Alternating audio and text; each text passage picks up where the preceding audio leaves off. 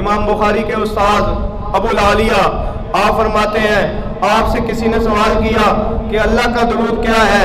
اللہ کا درود یہ ہے، آپ نے یہ فرمایا کہ اللہ کا درود یہ ہے اللہ تعالیٰ اپنے جو اعلیٰ قسم کے ملائکہ ہیں، اعلیٰ قسم کے جو فرشتے ہیں، ان تمام کو جمع کرتا ہے، ان تمام کو جمع کر کے پھر کہتا ہے اے فرشتوں گواہ ہو جاؤ، میں نے اپنے محبوب کو پیدا فرمایا ہے، میں نے اس کا ہاتھ اس طرح بنایا ہے، میں نے اس کے پاؤں مبارک ایسے بنائے ہیں، میں نے اس کا چہرہ والضحیٰ ایسے جو ہے بنایا ہے، میں نے اس کا سینہ مطہرہ ایسے بنایا ہے، میں نے اس کا سر اقدس ایسے بنایا ہے۔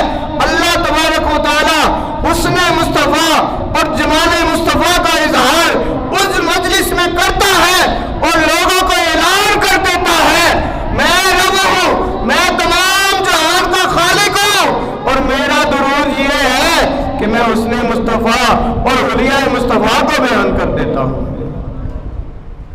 تو سامعین محترم ہم کیا کرتے ہیں میلاد میں؟ ہم کیا کرتے ہیں؟ ہم بھی یہ کرتے ہیں کہ اللہ تعالیٰ نے نبی پاک کو تخلیق کیا۔ کیسے تخلیق کیا؟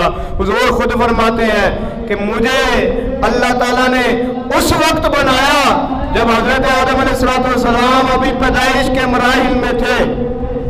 دنیا میں ایک واحد ہستی ہے جو بغیر ماں باپ کے پیدا ہوئی۔ کیا ہوا؟ بغیر ماں کے، بغیر باپ کے پیدا ہوئی۔ وہ کون تھے؟ حضرت آدم علیہ السلام کی پیدائش۔ آپ کی پیدائش رب کریم نے خود فرمائی، یہ اعزاز آپ کو حاصل ہے، لیکن آمنہ کے لال امام الانبیاء سرور کائنات آپ کو کیا اعزاز حاصل ہے؟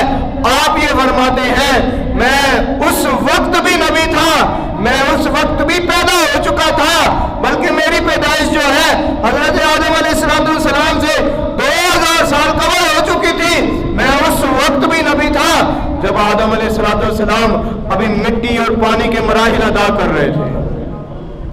ابھی آدم علیہ السلام کی تخلیق نہیں ہوئی تھی، آمنہ کا لال اس وقت بھی نبی تھا۔